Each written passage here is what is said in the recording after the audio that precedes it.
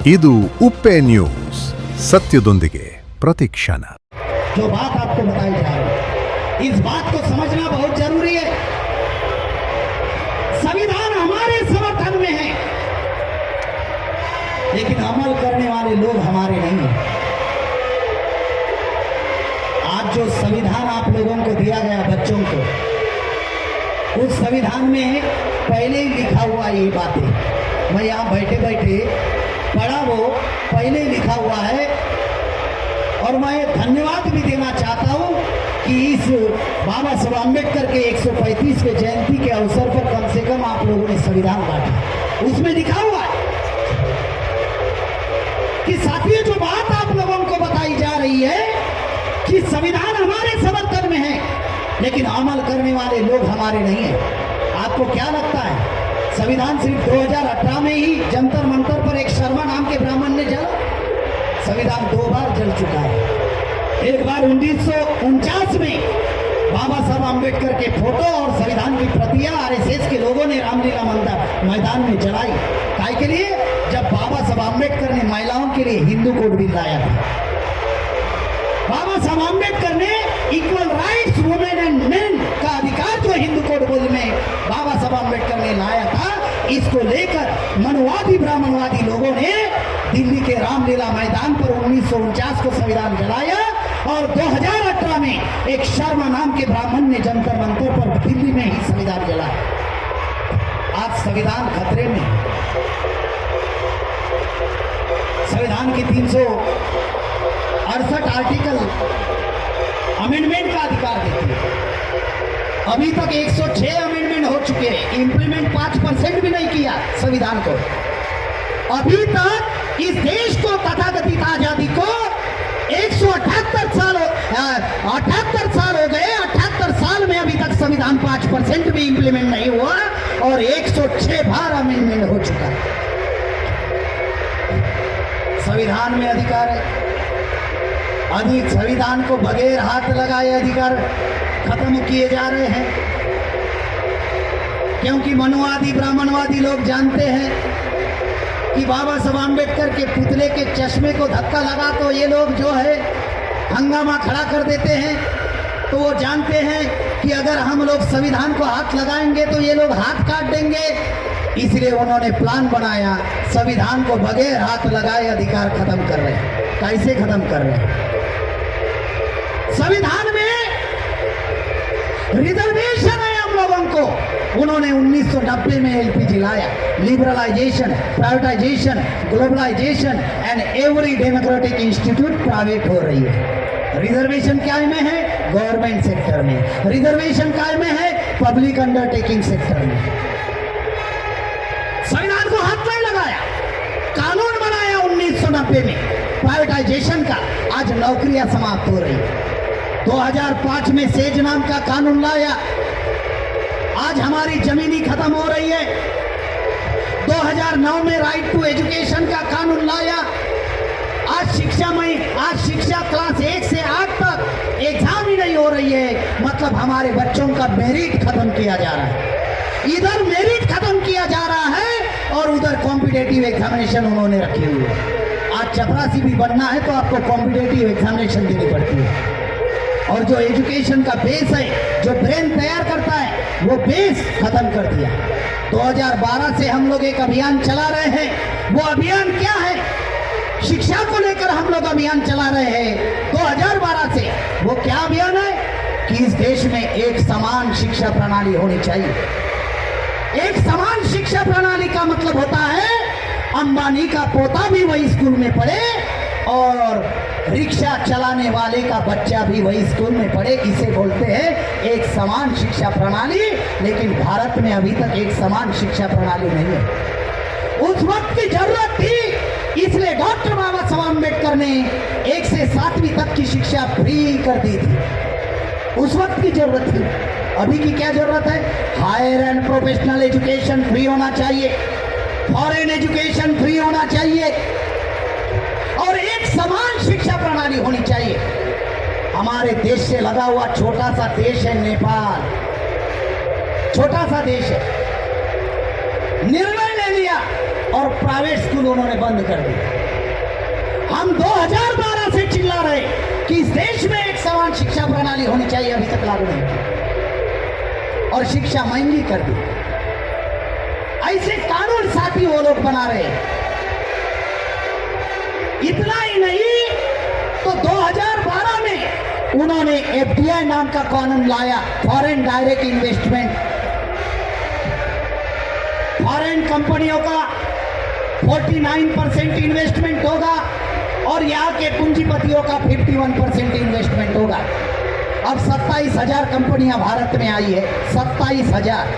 एक कंपनी आई थी अंग्रेजों की, ईस्ट इंडिया कंपनी, भारत को 150 साल गुलाम बना गई। अब 27,000 कंपनियां भारत में आ रही है। आने के लिए कानून बनाया 2012 में, एफडीआई, फॉरेन डायरेक्ट इन्वेस्टमेंट। अब यहाँ के पूंजीपतियों का 51% इन्वेस्टमेंट है। कौन सा एससी का व्यक्ति पूंजीपति है, कौन सा आदिवासी का व्यक्ति पूंजीपति है, कौन सा बीसी का व्यक्ति पूंजीपति है, कौन सा मुसलमान इस देश में पूंजीपति है, कौन से लिंगायत जी इस देश में पूंजीपति है? नहीं। कौन है पूंजीपति? टाटा, बिरला, मफतलाल, अंबानी, अडानी, ये पूंजीपति है। और ये कौन है? बढ़िया ब्राह्मण लोग। डीएनए के आधार पर ये विदेशी है। मतलब 49% विदेशी कंपनियों का और 51% यहाँ के पूंजीपतियों का, ये भी डीएनए के आधार पर विदेशी, वो भी विदेशी। 27,000 कंपनियां भारत में आ रही है। इस देश में साथियों फॉरेन टेरिटोरी निर्माण होने जा रही है और विदेशी भूभाग इस देश में निर्माण होने जा रहा है। एक कंपनी 150 साल गुलाम बनाई, अब 27,000 कंपनियां भारत में आ रही है। हम कितने गुलाम बनने जा रहे हैं? संविधान में अधिकार है, संविधान हमारे समर्थन में है। संविधान को हाथ लगाए बगैर अधिकार खत्म किए जाए। और एक कानून इस देश में 2014 में लाया, जब 2014 में बीजेपी सत्ता में आई, कानून लाया। वो क्या कानून था? भूमि अधिग्रहण कानून। अब आपको पूछने की जरूरत नहीं है, भूमि अधिग्रहण, डायरेक्ट आपकी भूमि अधिग्रहण करेंगे। क्यों? सरकार के पास आपका आधार कार्ड है, पैन कार्ड है, वोटिंग कार्ड है, आपके बैंक अकाउंट है, सब कुछ सरकार के पास है। आपकी जमीन छीन लेंगे और डायरेक्ट आपके खाते में सरकारी रेट के अनुसार पैसे डाल देंगे। आप विरोध नहीं कर सकते। और जिन जिन लोगों ने विरोध करना शुरू किया उनको नक्सलाइट करके, उग्रवादी करके, आतंकवादी करके उनको मारा गया। जो बात मैं आपको बताने जा रहा हूं, इतनी गंभीर बात है, इस बात को समझना बहुत जरूरी है। एक उदाहरण देना चाहता हूं। जब तक बस्तर में हिडमा माड़वी का नाम आप लोगों ने सुना होगा, सुना या नहीं? हिडमा माड़वी का नाम सुना क्या आप लोगों ने? सरकार उनको नक्सलवादी कहती है, हम उनको शहीद कहते हैं और सरकार को कह रहे हैं हमारे ऊपर केस करो। हम नक्सलवाद के समर्थन में नहीं है। बहुत गहरी बात बता रहा हूं, हम नक्सलवाद के समर्थन में नहीं है। अगर आप नक्सलवाद को खत्म करना चाहते हो तो खत्म करो, हम आपका साथ देंगे। लेकिन आप नक्सलवाद के नाम पर आदिवासियों की अगर जल जंगल जमीन हड़पने का कोशिश करेंगे तो इससे आपका चित्र हमें दिखाई दे रहा है। जब माड़वी हिडमा की हत्या हुई, दूसरे दिन अडानी ने बुलडोजर चलाया और वहां की जमीन अपने कब्जे में ली, तो आप कौन सा नक्सलवाद खत्म करना चाहते हैं? जो बात साथियों आप लोगों को बताई जा रही है कि इस देश में संविधान हमारे समर्थन में है लेकिन अमल करने वाले लोग हमारे नहीं है, इस वजह से साथियों ये सत्यानाश हुआ है। बाबा साहब का पहला काम था कि हमारे समाज को हर क्षेत्र में प्रतिनिधित्व मिले, जीवन के प्रत्येक क्षेत्र में प्रतिनिधित्व मिले, जो अभी तक पूरा नहीं हुआ। बाबा साहब का दूसरा काम था कि हमारे समाज को अच्छी शिक्षा मिले। शिक्षा से तर्क डेवलप होता है, शिक्षा से सही और गलत का फैसला कर सकते हो, शिक्षा से साथियों दृष्टिकोण निर्माण होता है। हमारे समाज को आज हायर एंड प्रोफेशनल एजुकेशन लेने के लिए बड़ी कीमत देनी पड़ती है। ये दूसरा काम था बाबा साहब का। तीसरा काम जो बाबा साहब अम्बेडकर का था, हमारे समाज को शासन करती जमात बनाना, और इसके लिए बाबा साहब अम्बेडकर ने वोट का अधिकार दिया। ये कोई दान वाला अधिकार नहीं है, जैसे भोजन दान होता है, अन्नदान होता है, रक्तदान होता है, कन्यादान होता है, ऐसा ये दान का अधिकार नहीं है, ये मताधिकार है, वोट का अधिकार, राजा बनना और चुनने का अधिकार है। जो बात आप लोगों को बताई जा रही, इतनी गंभीर बात बताई जा रही, जब ये अधिकार बाबा साहब आम्बेडकर ने संविधान में लिखा, तब कृपलानी नाम के ब्राह्मण ने बाबा साहब आम्बेडकर को कहा, क्या कहा कि मिस्टर आम्बेडकर, आपने अपने समाज को राजा बनने का अधिकार दिया, लेकिन आपका समाज बिकाऊ है, आपका समाज गरीब है, आपका समाज लाचार है, वो वोट बेचेगा और हम लोग अपना वोट, उनका वोट हम लोग खरीद लेंगे। कृपलानी नाम के ब्राह्मण ने बाबा साहब आम्बेडकर को ये बात कही। तब बाबा साहब आम्बेडकर ने कृपलानी नाम के ब्राह्मण को जवाब में कहा कि मिस्टर कृपलानी, आप सही कह रहे हैं कि मेरा समाज गरीब है, मेरा समाज लाचार है, वो अपना वोट बेचेगा, तुम लोग खरीद लोगे, लेकिन एक बात ध्यान रखना, जिस दिन मेरे समाज को वोट की कीमत समझ में आएगी, उस दिन तेरे सरी का भिखारी दूसरा कोई भारत में नहीं है। क्या हमारे समाज को वोट के अधिकार की कीमत समझ में आई है? नहीं आई। बाबा साहब को तो मानते हैं, जयंती तो मनाते हैं, बाबा को मानते हैं क्या? बाबा की मानते हैं क्या? बाबा को मानना और बाबा की मानना फर्क है या नहीं? फर्क नहीं है कुछ? जय भीम के नारे लगाते हैं, एक बार नहीं 10 बार जय भीम, उसके बाद और जय भीम। जो बात आपको बताई जा रही है, संविधान में जो अधिकार दिया, 1 मैन 1 वोट 1 वैल्यू, कितना बड़ा अधिकार है।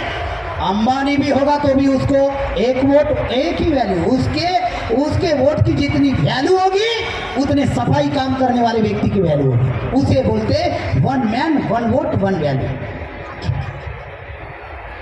क्या हमारे लोगों को वोट के अधिकार की कीमत है? चलो कीमत बताते हैं। काशीराम साहब का उदाहरण बताता हूं। आप लोगों को जानकारी है, अडवाणी की 13 दिन की सरकार गिरी थी या नहीं? कितने वोट से गिरी थी? 1 वोट से गिरी थी। अडवाणी की 13 दिन की सरकार 1 वोट से गिरी थी।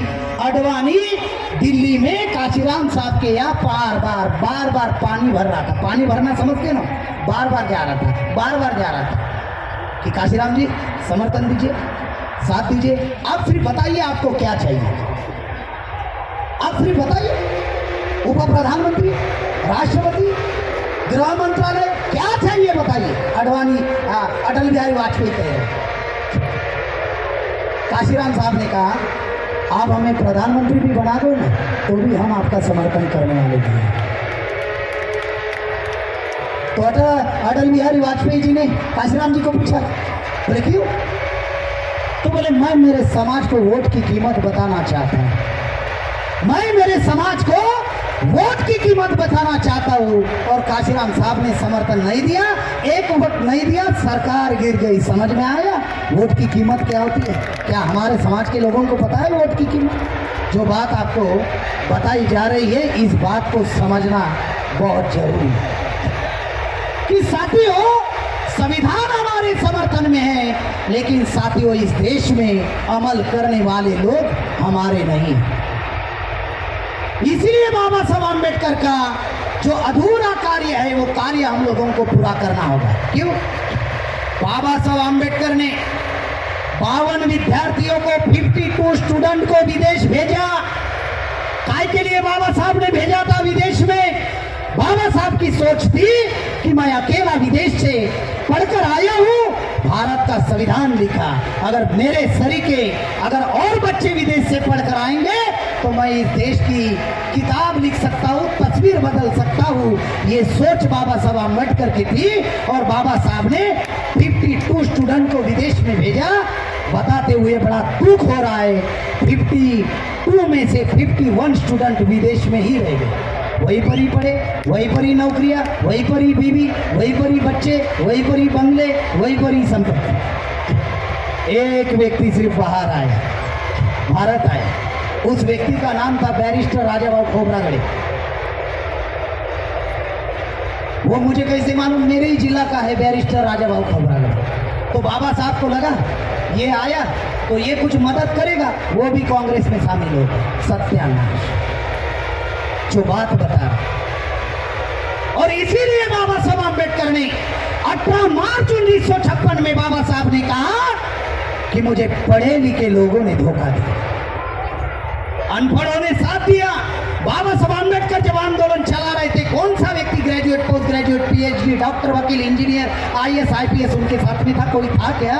नहीं था। अनपढ़ों ने बाबा साहब को साथ दिया। ये पढ़ा लिखा वर्ग निर्माण है। तो जो 3 उद्देश्य थे बाबा साहब के, पहला उद्देश्य था अनटचेबिलिटी खत्म करना, दूसरा उद्देश्य था इस समाज को शासन करती जमात बनाना, तीसरा उद्देश्य था समता, स्वतंत्रता, न्याय, बंधुत्व पर आधारित समाज और राष्ट्र का निर्माण करना। और ये 3 उद्देश्य सफल करने के लिए बाबा साहब आंबेडकर ने 3 योजनाएं बनाई थी। उसमें पहली योजना थी कि अनटचेबिलिटी को खत्म करने के लिए बाबा साहब आंबेडकर ने सेपरेट इलेक्टोरेट लाया, जो गांधी ने खत्म किया 1932 में। दूसरी योजना बाबा साहब ने लाई सेपरेट सेटलमेंट की, वो भी गांधी जी ने क्रिप्स कमीशन के माध्यम से वो भी खत्म कर दी। फिर तीसरी योजना बाबा साहब ने लाई, जिसमें बाबा साहब सफल हुए, और वो तीसरी योजना थी इस देश का संविधान, भारतीय संविधान, जिस योजना में बाबा साहब आंबेडकर सफल हुए और साथियों हम लोगों को मौलिक अधिकार दिए। इस संविधान की बदौलत और बाबा साहब के आंदोलन की बदौलत इस समाज में, जिस समाज को